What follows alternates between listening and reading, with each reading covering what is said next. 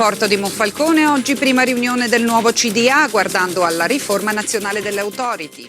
Prima riunione oggi del Consiglio di amministrazione dell'azienda speciale Porto di Monfalcone. Il neopresidente Gianluca Madriz ha evidenziato le prospettive di sviluppo che si aprono con la riforma nazionale delle autorità portuali, con un'unica gestione regionale dei porti di Trieste, Monfalcone e Portonogaro. Maurizio Mervar.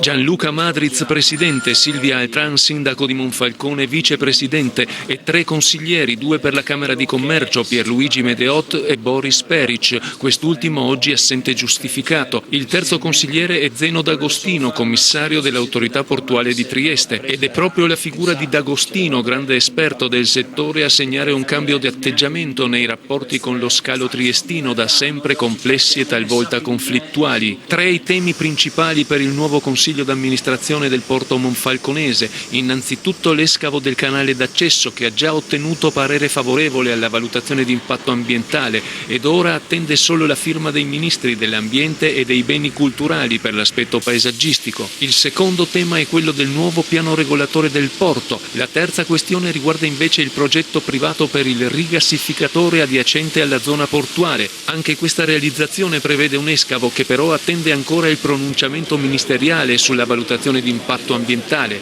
Inoltre non è chiaro quali sarebbero i vincoli che il traffico delle navi gasiere imporrebbe all'intero movimento commerciale del porto. Il progetto Smart Gas è un progetto assolutamente intelligente, un progetto che può prevedere uno sviluppo interessante anche del territorio. Sono vicino all'imprenditore, se può lo deve fare, la crescita passa attraverso il rispetto del territorio, quindi il territorio deve far parte del progetto, definire questo piano regolatore che ricordo dal 79 è in attesa. È uno dei primi impegni che voglio affrontare con la Regione. Il rapporto di Trieste è un rapporto di costruzione, di messa in rete, perché solo così possiamo crescere tutti assieme.